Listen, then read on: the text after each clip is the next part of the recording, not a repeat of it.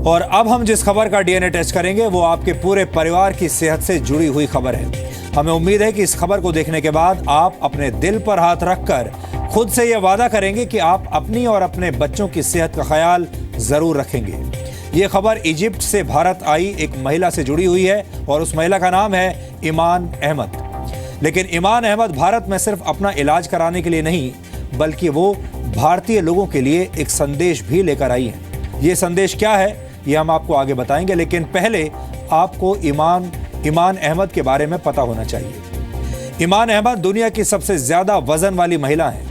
ईमान अहमद का वजन 500 किलोग्राम है।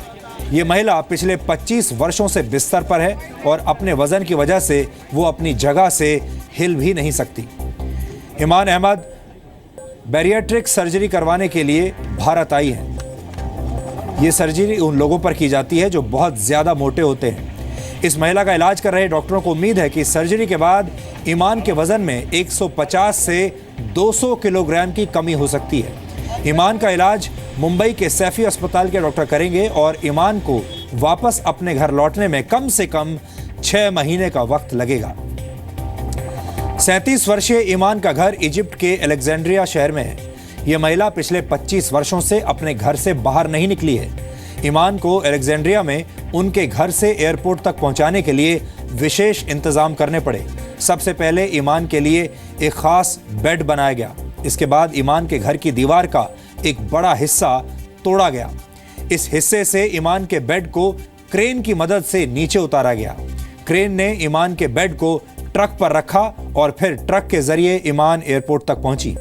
ईमान को सामान्य पैसेंजर विमान से नहीं बल्कि एक विशेष कार्गो विमान से भारत लाया गया और इसके लिए विमान में भी कई बदलाव किए गए थे। ईमान का वजन जन्म के वक्त 5 किलो था और एलिफेंटियासिस नामक बीमारी की वजह से इस महिला के शरीर के कई हिस्सों में सूजन आ गई थी। ईमान को बचपन से ही थायराइड भी हो गया था। 11 वर्ष की उम्र में स्ट्रोक के बाद ईमान फिर कभी चल फिर नहीं पाई और वो अपने बिस्तर पर ही लेटी रहती हैं, जिसकी वजह से उनका वजन लगातार बढ़ता चला गया। ईमान ने कभी मोटापे को न्योता नहीं दिया, बल्कि वो बहुत कम खाना खाती हैं, लेकिन बिस्तर पर लेटे रहने की वजह से वो जितना भी खाती हैं वो शरीर में जमा हो जाता है। ईमान को उम्मीद है कि उन्हें भारत में एक नया जीवन मिल पाएगा। गौर से देखा जाए तो ईमान अहमद की इस कहानी में भारत के ओवरवेट और मोटे लोगों के लिए भी एक बहुत बड़ा संदेश है। भारत में बड़ी संख्या में ऐसे लोग हैं जिन्होंने मोटापे की वजह से अपना जीवन खतरे में डाल दिया है। भारत के 3 करोड़ लोग मोटापे यानी ज्यादा वजन की समस्या से परेशान हैं। अगर मोटापे पर काबू ना पाया जाए तो ये डायबिटीज और दिल से जुड़ी बीमारियों की वजह बन जाता है। एक सामान्य व्यक्ति को दिन भर में सिर्फ 20 ग्राम फैट की जरूरत होती है, लेकिन बर्गर या पिज्जा खाने से ही आपके शरीर में 14 से 20 ग्राम तक फैट पहुंच जाता है और इसके बाद आप जो भी खाते हैं वो फैट आपके शरीर में जमा होता चला जाता है और आपकी सेहत को बेहद नुकसान पहुंचाता है। आपको जानकर हैरानी होगी कि मोटे लोगों की संख्या के मामले में अमेरिका और चीन के बाद भारत दुनिया में तीसरे नंबर पर है। दुनिया भर में मोटापे का आर्थिक बोझ ग्लोबल जीडीपी के 2.8% हिस्से के बराबर है। ये बहुत चिंताजनक आंकड़ा है। दुनिया के सारे देशों के जीडीपी को अगर मिला दिया जाए तो ये देश आतंकवाद से लड़ने पर भी उतना ही खर्च कर रहे हैं जितना मोटापे से लड़ने पर। यानी मोटापा भी आतंकवाद जितनी बड़ी और गंभीर समस्या है। पूरी दुनिया मोटापे से लड़ाई के नाम पर 134 लाख करोड़ रुपए हर साल खर्च कर रही है, जो पूरे अफ्रीका के जीडीपी के बराबर है। आप कह सकते हैं कि obesity is the new smoking, यानी मोटापा एक तरह से नए दौर का धूम्रपान है, क्योंकि अब धूम्रपान की ही तरह मोटापा भी जानलेवा हो गया है। हमें लगता है कि ईमान अहमद की निजता यानी प्राइवेसी का सम्मान होना चाहिए। उनके मोटापे की खबर को न्यूज़ चैनल्स और अखबारों में एंटरटेनमेंट की खबर की तरह पेश नहीं करना चाहिए। ईमान एक बीमार महिला हैं, वो एक मरीज हैं और हम उनके शीघ्र स्वस्थ होने की कामना करते हैं। लेकिन ईमान के बहाने भारत में मोटापे की समस्या पर बात जरूर होनी चाहिए और इसीलिए आज हम ये खबर आपको दिखा रहे हैं। एक मेडिकल जर्नल द्वारा किए गए सर्वे के मुताबिक भारत में सिर्फ 10% लोग ऐसे हैं जो किसी तरह की एक्सरसाइज यानी व्यायाम करते हैं। मेडिकल जर्नल द लैंसेट के मुताबिक भारत के 90% डॉक्टर कभी मरीजों से ये नहीं पूछते कि वो एक्सरसाइज करते हैं या नहीं। द लैंसेट के मुताबिक हर मरीज के मेडिकल रिकॉर्ड में ये सवाल जरूर शामिल किया जाना चाहिए कि वो व्यायाम करते हैं या नहीं, और यही सवाल आज आप सबको अपने आप से भी करना चाहिए कि क्या आप व्यायाम करते हैं। ये बहुत बड़ा प्रश्न है जो आप सबको अपने आप से पूछना चाहिए और अपने परिवार के हर सदस्य से भी पूछना चाहिए। हमें लगता है कि शरीर में जमा होने वाला फैट एक तरह का टाइम बॉम्ब है जिसे वक्त रहते डिफ्यूज किया जाना बहुत जरूरी है, वरना ये आपकी सेहत को बहुत नुकसान पहुंचा सकता है।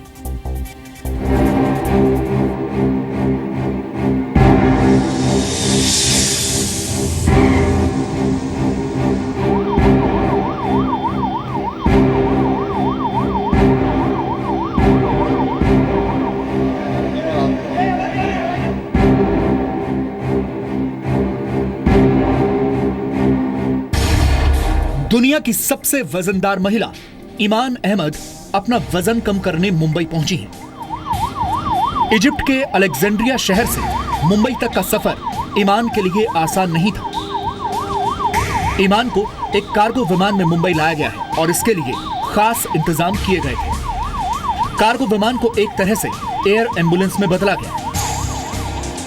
जिस घर में ईमान ने 25 वर्ष बिताए हैं, उस घर की दीवार को भी तोड़ा गया, जिसके बाद क्रेन की मदद से ईमान को एक मिनी ट्रक में रखकर एयरपोर्ट तक ले जाया गया। ईमान 25 वर्षों में पहली बार अपने घर से बाहर निकली है। कार्गो विमान में ईमान के साथ डॉक्टरों की टीम और उनकी बहन भी थी। मुंबई एयरपोर्ट पहुंचने के बाद ईमान के बेड को फिर से एक क्रेन की मदद से ट्रक में रखा गया और इस ट्रक से ईमान मुंबई के सैफी अस्पताल पहुंची।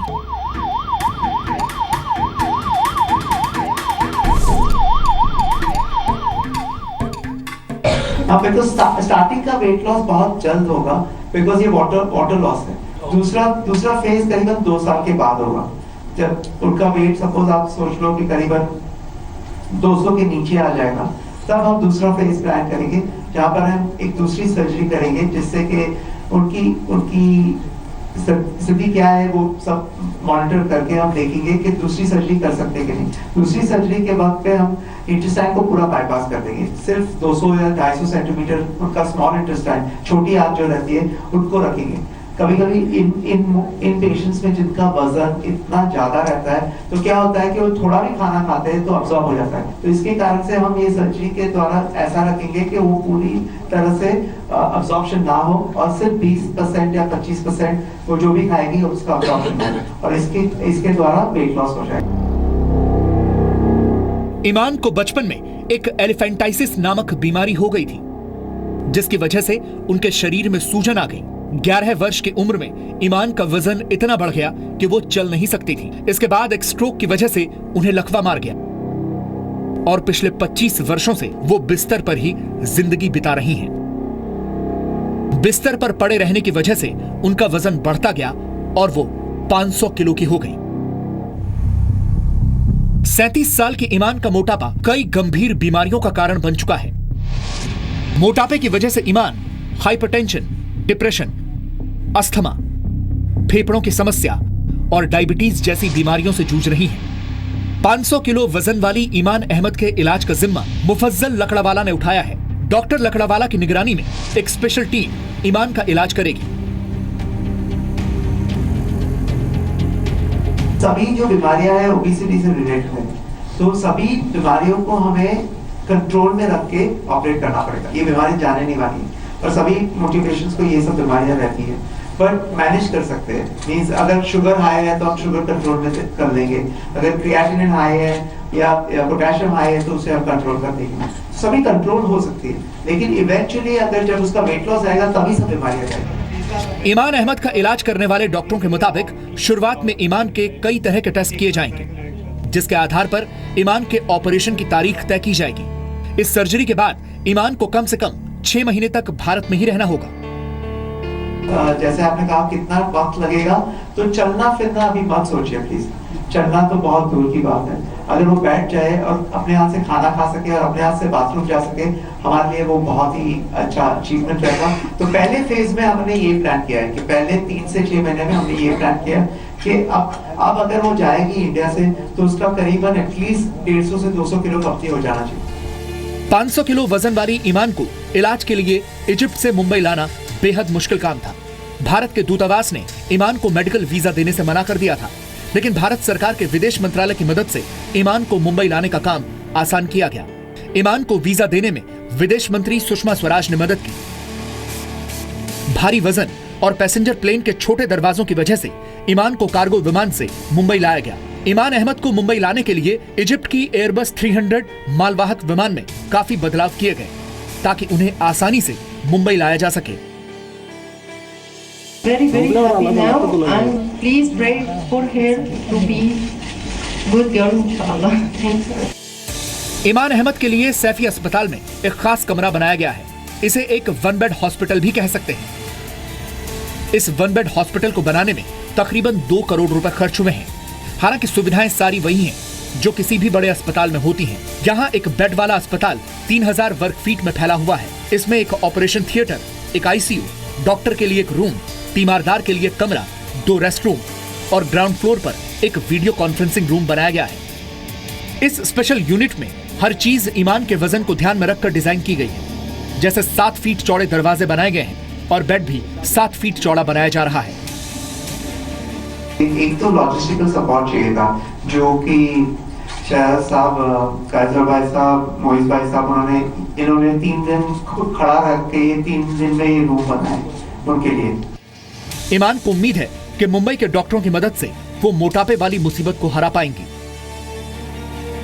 लेकिन सवाल यह है कि क्या भारत के लोग मोटापे वाले टाइम बॉम्ब को वक्त रहते डिफ्यूज कर पाएंगे? फैट बम भारत के 3 करोड़ महिलाओं और पुरुषों के शरीर में फिट हो चुका है।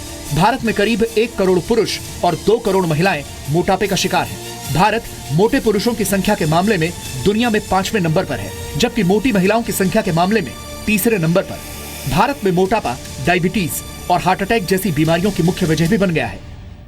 प्रॉब्लम ये है कि प्रोसेस फूड के अलावा जो हमारे ट्रेडिशनल इंडियन फूड्स हैं, चाहे वो मिठाइयाँ हो या नमकीन हो, उसमें भी साल्ट या शुगर की मात्रा इतनी ज़्यादा होती है। उसको किस तरह से कवर किया जाए, ये एक ज़रूर है। मेरे हिसाब से अगर पब्लिक को ये पता पड़ जाए कि हमें इतना नमक लेना चाहिए, हम इतना ले रहे हैं और इससे ब्लड प्रेशर, स्ट्रोक हो सकता है, हार्ट डिजीज़ हो सकती है, शुगर ज़्यादा लेने से डायबिटीज़ हो सकती है, कई चीज़ें हार्ट डिजीज़ हो सकती है। वर्ष 2005 में नेशनल हेल्थ सर्वे में कहा गया था कि पंजाब के बाद केरल के लोग सबसे ज्यादा मोटापे के शिकार हैं, जबकि 2015 के नेशनल फैमिली हेल्थ सर्वे के दौरान शहरी इलाकों में गोवा में मोटापे की दर सबसे ज्यादा पाई गई। सर्वे के मुताबिक गोवा के 32% पुरुष और 33% महिलाएं मोटापे का शिकार हैं। तमिलनाडु में यह आंकड़ा 28 और 30% का था। इसी तरह हरियाणा में 20% पुरुषों और 21% महिलाओं का वजन खतरे के निशान से ऊपर पाया गया है। यह सर्वे 15 से 49 वर्ष के लोगों के बीच किया गया है। हैरानी की बात यह है कि मोटापे की यह समस्या सिर्फ शहरों तक ही सीमित नहीं है, बल्कि मेहनती और सेहतमंद माने जाने वाले गांव के लोग भी अब मोटापे के आगे सरेंडर कर रहे हैं। NFHS के सर्वे के मुताबिक 2015 में आंध्र प्रदेश के ग्रामीण इलाकों में रहने वाले 27% पुरुष और 27% महिलाएं जरूरत से ज्यादा मोटी थीं, जबकि गोवा के ग्रामीण इलाकों में रहने वाले 28% पुरुष और महिलाएं मोटापे की समस्या से जूझ रहे हैं। फूड जो कंज्यूम होता है वो इसलिए कंज्यूम नहीं होता कि वो सस्ता है, नंबर 1। नंबर 2, अगर जंक फूड हम यही क्यों सिर्फ लें, हमारे समोसा, कचौड़ी, पूड़ी, भटूरा, छोला, ये सारे भी तो जंक फूड हैं और जो एक्चुअली सड़क पे मिलते हैं। लेकिन भारतीयों को मोटा बनाने के पीछे कोई विदेशी ताकत नहीं है, बल्कि ये देश के लोगों के खानपान और रहन सहन के बदलते तरीकों का नतीजा है। साथ ही भारत में सेहत बिगाड़ना सस्ता सौदा है और सेहत बनाना महंगा शौक। 2000 कैलोरीज पर आधारित डाइट प्लान के तहत एक व्यक्ति को दिन भर में सिर्फ 20 ग्राम फैट की जरूरत होती है, लेकिन भारतीय इससे कहीं ज्यादा फैट अपने शरीर में पहुंचा रहे हैं। भारतीय घरों में बनने वाला खाना भी थोड़ा और घी और मक्खन डालो वाली आदत के चलते सेहत का दुश्मन बन जाता है। ले जंक फूड बदनाम हो जाता है और ये माना जाता है कि प्रोसेस्ड फूड है या जंक फूड है, सबसे ज़्यादा फैट उसी में है। तो पहले उसी की बात कर लेते हैं कि जंक फूड में क्या वाकई सबसे ज़्यादा फैट होता है, और जो हमारे सामने इस वक्त बर्गर और पिज़्ज़ा है इसका फ़ैट कंटेंट अगर मैं आपसे पूछूँ। मैम अगर मैं दोनों में फ़ैट कंटेंट देखूं तो दोनों में फ़ैट कंटेंट इक्वली है। अगर मैं बर्गर में तो उसके बाद कैलोरी उसके पास अराउंड 219 कैलोरीज रहती है, जिसके अंदर वो अराउंड 17% फ़ैट कंटेंट अपने पास रहता है। और पिज़्ज़ा में रखूँ तो अराउंड 230 के आसपास उसकी रहती है, एंड अगेन अराउंड 13 to 14% उसकी फ़ैट कंटेंट रहता है। मोटापा भारत की राष्ट्रीय समस्या बनता जा रहा है और भारत को मोटापे वाली गुलामी से आजादी दिलाना बहुत जरूरी हो गया है। लेकिन अगर ऐसा नहीं हुआ तो हो सकता है कि नशे से छुटकारा पाने के लिए चलाए जाने वाले नशा मुक्ति केंद्रों की तर्ज पर फास्ट फूड और जंक फूड मुक्ति केंद्र भी चलाए जाने लगे। भारत में जंक फूड की जद में बच्चे, बड़े और बूढ़े सभी आते हैं। भारत 33 करोड़ युवाओं का देश है और इतनी बड़ी आबादी के शरीर पर जंग वाली जंक लगना कोई अच्छी निशानी नहीं है। जरूरत है तो फैट टैक्स के साथ साथ लोगों को अच्छी सेहत के प्रति जागरूक करने की, ताकि भारत में मोटापे से जुड़ी बीमारियों वाले टाइम बॉम्ब को वक्त रहते डिफ्यूज किया जा सके।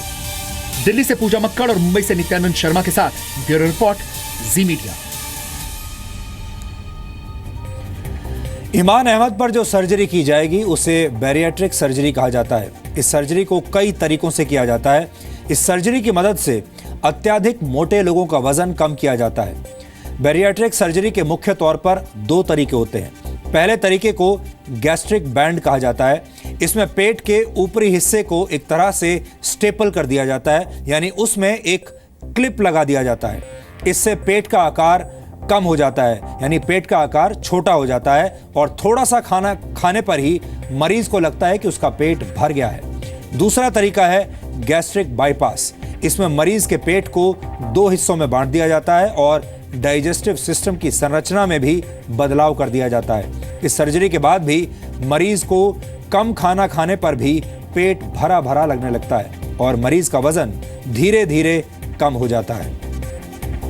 इसके अलावा आजकल एक नई तकनीक भी प्रचलन में है, जिसे इंट्रागैस्ट्रिक बलून कहा जाता है। इसमें मरीज के पेट में एक गुब्बारा पहुंचाया जाता है। ये एक मेडिकली अप्रूव्ड गुब्बारा होता है जो पेट में पहुंचकर फूल जाता है। गुब्बारे की वजह से मरीज को भूख कम लगती है और उसका वजन कम होने लगता है, लेकिन 6 महीने के बाद इस गुब्बारे को पेट से बाहर निकालना पड़ता है। भारत में बैरिएट्रिक सर्जरी कराने वाले मरीजों की संख्या अब लगातार बढ़ रही है, लेकिन आपको जानकर हैरानी होगी कि भारत में मोटापे को अभी तक एक बीमारी के रूप में परिभाषित नहीं किया गया है। भारत में मेडिकल साइंस की भाषा में मोटापे को एक कंडीशन यानी स्थिति माना गया है, जबकि अमेरिका में 2013 से ही डॉक्टर्स मोटापे को एक बीमारी की तरह ट्रीट करने लगे हैं, यानी वहां के डॉक्टर इसे एक बीमारी की तरह लेते हैं। भारत में मोटापे की वजह से लोगों को डायबिटीज और हृदय रोग हो रहे हैं। एक मेडिकल इंश्योरेंस कंपनी के मुताबिक 18 से 47 वर्ष के 30% भारतीय किसी तरह की एक्सरसाइज यानी व्यायाम नहीं करते, जबकि 26 से 46 वर्ष की उम्र के 40% भारतीय किसी भी तरह का कोई व्यायाम यानी एक्सरसाइज नहीं करते हैं। एक अंतर्राष्ट्रीय मेडिकल जर्नल के मुताबिक भारत के लोग रोजाना औसतन सिर्फ 19 मिनट की एक्सरसाइज करते हैं, जबकि सामान्य तौर पर 30 मिनट से 1 घंटे तक व्यायाम करना जरूरी है।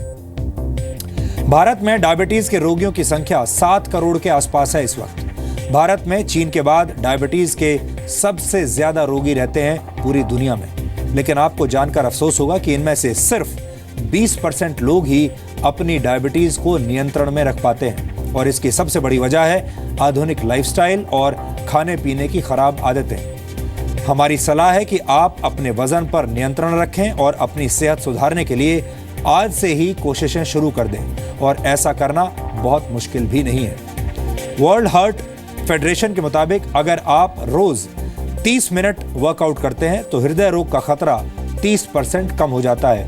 एक स्टडी के मुताबिक 30 मिनट पैदल चलने से दिल की बीमारियों का खतरा 24% और डायबिटीज का खतरा 30% कम हो जाता है।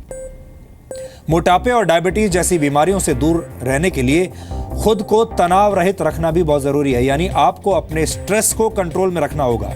तनाव से आपके शरीर में पानी की कमी होती है और इससे खून में टॉक्सिन्स यानी विषैले तत्व बनने लगते हैं जो आपके दिल को नुकसान पहुंचाते हैं। इसीलिए ज्यादा सोचिए मत, ज्यादा तनाव मत लीजिए। हमारे देश में आज भी मोटे ताजे लोगों को देखकर यही कहा जाता है कि ये खाते पीते घर के हैं और लोग मोटापे को कभी भी गंभीरता से नहीं लेते। लेकिन असलियत ये है कि ये तमाम लोग मोटापे के मरीज हैं। अगर इन्होंने मोटापे की इस बीमारी का इलाज नहीं किया तो इनकी जान जा सकती है। इसलिए सबसे पहले आप खुद के मोटापे को डिस्काउंट देना बंद कीजिए और अपने परिवार को भी मोटापे के प्रति जागरूक बनाइए।